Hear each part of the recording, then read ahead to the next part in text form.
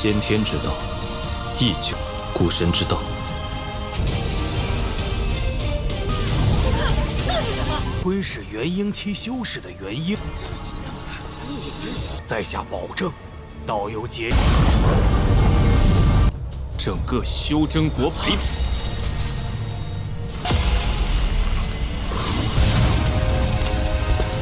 我们的战斗，并未。我寻找风流踪迹。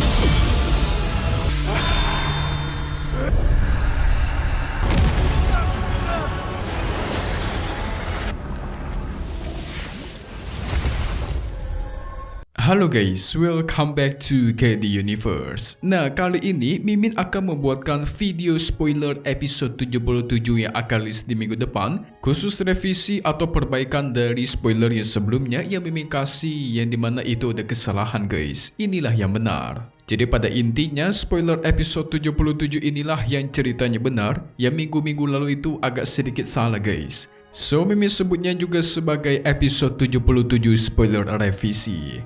Gak perlu basa-basi lagi, langsung saja kita masuk ke intro ya guys ya. Hehehe. Kemarin kita sudah menyaksikan si Wang Lin yang memasukkan jiwanya Muan itu ke dalam janin seorang bayi atau yang belum lahir gitu guys. Dia harus melawan kesengsaraan surgawi sampai sekarat. Setelah melewati pertempuran sengit melawan kesengsaraan surgawi, pada akhirnya Wang Lin pun kembali ke pagodanya untuk menyembuhkan diri. Karena tubuh aslinya juga mendapatkan luka yang sangat parah, pada akhirnya Wang Lin pun memisahkannya kembali dan memulihkan tubuh aslinya di bawah tanah. 先天之道，亦久古神之道。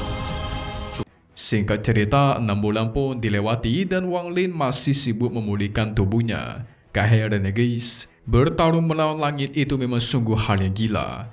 Di sisi lain, tepatnya di sebuah desa, ada seorang bayi perempuan yang lahir, namanya adalah Chouru.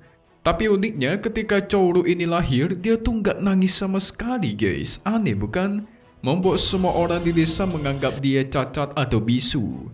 Sebelum Wang Lin mengasingkan diri, ternyata dia sudah mengirimkan surat untuk Tetua Tian, menyuruh Tetua Tian datang ke gunung dekat desa tersebut dan menjaga bayi Chouru itu dari kejauhan. Nah, Mimin menjelaskan ya, ternyata bayi Chouru ini merupakan bayi yang ditanamkan jiwanya Muan di dalamnya oleh Wang Lin guys. Oh alah, berarti bayi ini merupakan reinkarnasi dari si Muan guys. Tapi tiba-tiba muncullah sekelompok tetua yang datang ke negara Chu. Ada beberapa tetua yang cukup Wang Lin kenal seperti Qiu Seping, Tetua Hu dan 2 anak buahnya yang bernama Sulo dan seorang wanita. Tujuan mereka datang itu pengen ke makam abadi guys. Karena kabarnya di makam abadi terdapat banyak sekali harta. Qiu Seping berharap bisa meningkatkan kekuatannya di makam abadi. Tapi apa yang terjadi secara tiba-tiba di tengah perjalanan, mereka melihat ada seseorang yang memancarkan aura mengerikan. Dan setelah diperhatikan, ternyata itu berasal dari seseorang praktisi yang merupakan utusan dari negara Phoenix. Tentu mereka bertanya-tanya ada urusan apa utusan negara Phoenix itu datang ke negara Chu mereka yang sangat kecil ini. 吞噬元婴期修士的元婴，在下保证。 Sang utusan ketika melihat Qiu Seping dan kawan-kawannya langsung dia hampiri guys. Semua tetua langsung memberikan hormat. Dan sekarang kita tahu sang utusan bernama Feng Yushan. Kalau kalian lupa, dia adalah orang yang menyebarkan foto Wang Lin di tempatnya Qihu kemarin guys. Qiu Seping dan kawan-kawannya mengatakan kalau mereka bertujuan pengen pergi ke makam abadi, membuat Feng Yushan tidak tertarik dan memutuskan untuk pergi dari sana karena dia masih ada urusan. Para tetua tentu menjadi penasaran dong, mencoba mengikutinya guys. Singkat cerita, Yunshan sampai ke sebuah lembah yang di sana terdapat pagodanya Wang Lin. Tanpa pikir panjang, Yunshan mendekati pagoda itu dan berteriak agar menyuruh Cheng Niu keluar dari persembunyiannya. Hah? Dia tahu Wang Lin adalah Cheng Niu jangan-jangan nih. Tentu membuat Qiu Seping dan tetua lainnya yang melihat itu kaget bukan main. Tidak menyangka Cheng Niu ada di sini juga ya. 整个修真国陪。 Tapi si Wang Lin di dalam pagoda menolak untuk keluar dan menyuruh Feng Yunshan agar pergi. Yunshan kesal guys, mengancamnya. Karena diancam sedemikian rupa, Wang Lin tidak takut dan membalas memancarkan aura yang menyeramkan. Itu malah membuat Yunshan ketar-ketir. Tujuan Yunshan datang ke sini ternyata pengen memberikan pesan, yaitu surat tantangan dari Hong Tie. Tapi Wang Lin lagi-lagi menolak pertarungan waktu dekat dan meminta ditunda sampai 10 tahun lamanya. Karena tidak bisa berbuat apapun, Yunshan pun memutuskan untuk pergi dari sana. Wang Lin juga merasakan ada kehadiran dari para tetua di sana. Dia langsung menyuruh mereka agar segera masuk ke dalam pagodanya. Dan ketika Chu Seping dan para tetua masuk ke dalam, mereka terkejut. Ternyata Wang Lin yang mereka kenal itu adalah Cheng Niu ya. Tidak menyangka kalian kan? 若是真在我阁内动起手来，此人看似温和。 Tetua Hu penasaran, dia bertanya kepada Wang Lin, apakah kau sudah mendapatkan energi spiritual surgawi? Soalnya kan kemarin dia pernah mendengar Wang Lin sudah masuk ke alam surgawi. Ya, Wang Lin mengkonfirmasi hal itu, dia memang sudah mendapatkannya. Buat kalian lupa, energi spiritual surgawi itu berbentuk akar-akar yang berwarna kuning gitu guys. Tetua Hu langsung tertarik ingin membeli energi spiritual surgawi itu berapapun harganya. Tetapi Wali menolak dengan alasan tidak dia jual. Dia bertanya-tanya kenapa para tetua pengen pergi ke makam abadi. Salah satu tetua yang bernama Cusi menjelaskan, mereka itu mengincar yang namanya pohon reinkarnasi yang ada di sana. Katanya pohon reinkarnasi itu bisa menciptakan buah reinkarnasi yang bisa meningkatkan derajat seseorang dari formasi jiwa sampai ke tahap transformasi jiwa. Mendengar buah reinkarnasi itu, Wang Lin langsung tertarik dong. Karena dalam ingatan dewa kunonya, buah itu sangat berguna bagi dia guys. Melihat Wang Lin yang sedikit tertarik, Tetua Hu langsung mengajak dia untuk pergi bersama ke sana. Tapi Wang Lin tidak bisa memberikan keputusan untuk sekarang, karena dia masih terluka parah. Oleh karena itu, Tetua Hu berencana menunggu Wang Lin selama sebulan lagi di depan makam abadi. Jadi kalau semisal Wang Lin gak datang, maka mereka bakal langsung pergi sendiri meninggalkannya. Pada akhirnya, mereka pun pergi dari sana guys. Setelah pergi, Wang Lin mengeluarkan tangannya Hong Tie yang berhasil dia putuskan. Dengan menatap tangannya Hong Tie yang putus, dia terus berpikir keras. Sepertinya pertarungan antara dia sama Hong Tie sudah tidak terhindarkan guys. Segera dia pun memasukkan lengan itu ke dalam sebuah wadah dan menuangkan sebotol cairan yang berisikan racun binatang roh. Lengan itu pun memancarkan aura busuk yang menyeramkan dan kematian guys. Jadi di sini Wang Lin menanamkan racun di dalam tangannya Hong Tie menggunakan formasi segel khusus. Mungkin tujuannya nanti untuk membuat Hong Tie kesal atau racun ini bisa menyakitinya guys. Di sisi lain, tepatnya di negara Phoenix, Hong Tie sedang berlatih dan memulihkan diri. Dia terus memulihkan tangan kanannya yang sudah putus. Tidak lama dari itu, seorang tetua menghampirinya dan menyuruh dia segera pergi ke tempat timur untuk menyembuhkan lengannya ini. Tapi Hong Tie tolak, karena semakin dia mengingat lengannya putus ini, dia semakin besar niatnya untuk membantai si Cheng Niu. Niat membantainya semakin membara guys. Jadi dia tuh pengen menghabisi Cheng Niu terlebih dahulu sebelum menyembuhkan lengannya. 我们的战斗并未。 Namun apa yang terjadi? Secara tiba-tiba muncullah energi jahat dari dalam tubuhnya Hong Tie, membuat dia kesakitan dan terluka guys. Dari situ dia sadar ini pasti perbuatannya Cheng Niu nih, sehingga itu membuat dia semakin bertekad ingin menghabisinya guys. Oh wala, ternyata segel yang ditanamkan oleh si Wang Lin dia ke dalam tangannya yang putus, itu secara tidak langsung memberikan efek ke tubuh aslinya. Keren. Kita beralih ke sisi sang utusan Feng Yunshan yang sudah sampai ke markas Gunung Phoenix. Dia melaporkan kalau Cheng Niu pengen menunda pertarungannya sampai 10 tahun. Awalnya sang pemimpin gunung itu murka guys. Tapi setelah difikir-fikir, ya lebih baik menunggu saja dan pada akhirnya diizinkan untuk menunggu 10 tahun lagi. 和寻找风流踪迹。 Kita beralih ke sisi Wang Lin yang masih berada di dalam pagoda.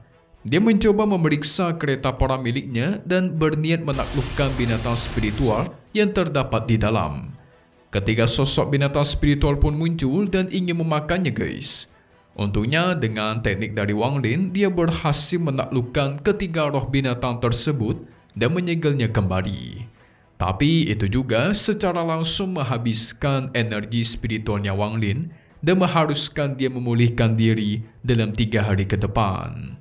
Setelah menjinakkan para binatang spiritual itu, Wang Lin pun masuk ke dalam pagodanya lagi. Karena dikatakan makam abadi itu tempat yang sangat berbahaya, pada akhirnya Wang Lin berniat ingin meminjam salah satu pedang surgawi miliknya si Ting Er guys.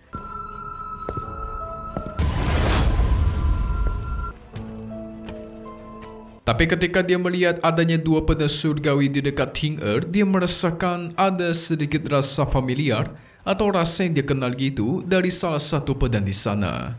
Setelah diingat-ingat, ternyata pedang surgawi satunya itu merupakan pedang yang waktu itu pernah dia pilih ketika di Sekte Heng Yue. Padahal dulunya pedang ini tampaknya nggak berguna dan kelihatan lemah, tapi kok ternyata dia memiliki rahasia besar di dalamnya, sampai menjadikannya menjadi pedang surgawi tingkat tinggi. Wang Lin pun segera memanggil Li Ko untuk merasuki pedang tersebut dan mengaktifkan kekuatannya. Tetapi kekuatan pedang itu tidak bisa bangkit sepenuhnya, melainkan cuma sebagian doang guys. Ini gara-gara si pedang surgawi membutuhkan jiwa yang jauh lebih kuat untuk membangkitkan kekuatan penuh dari pedang tersebut. Kesimpulannya, jiwanya Li Ko masih kurang cukup kuat untuk membangkitkan kekuatan penuh dari pedang tersebut. Alhasil segera diambil dan dia simpan untuk diperkuat di masa depan. Di sisi lain, tepatnya di desa tempat Jiwa Muan berada, ibunya Chow Ru sedang sibuk merawat bayinya guys. Ketika sang ibu meninggalkannya sejenak, disitulah Wang Lin langsung muncul dengan tatapannya sangat senang sekaligus sedih ketika melihat sang bayi. Ya, dia jelas bisa merasakan dia mengenali bayi itu sebagai Muan, walaupun si Muan sudah kehilangan ingatannya. Dari situ dia berjanji akan menjemput Muan suatu hari nanti ketika dia sudah bertumbuh besar. Tidak lupa Wang Lin juga menemui Tian dan memberikannya sebuah hadiah guys. Karena Tian sangatlah baik menjalankan tugasnya dalam menjaga Chow Ru.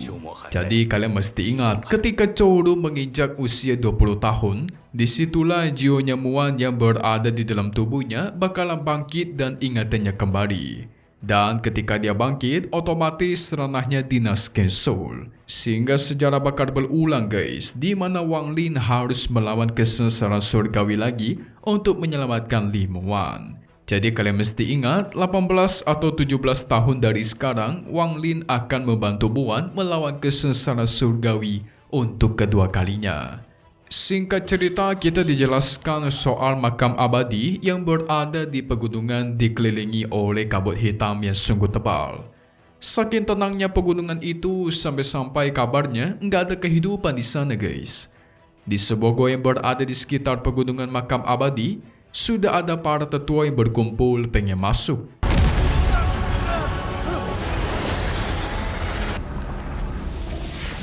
Ada tetua Hu, Chiu Seping dan lainnya sedang bersantai sambil menunggu kedatangannya Wang Lin yang terhitung sekarang sudah 1 bulan dilewati. Tentu mereka sangat berharap agar Wang Lin bisa ikut dalam ekspedisi ini. Karena ya kita tahulah Wang Lin kan sangat kuat, dengan adanya dia mereka lebih aman guys. Sebenarnya tetua Hu itu dulu pernah datang dan masuk ke makam abadi. Waktu itu dia sempat menyentuh lantai ketiga. Tapi karena lantai ketiga sungguh berbahaya, alhasil dia pun tidak bisa melewati lantai itu dan kembali pulang.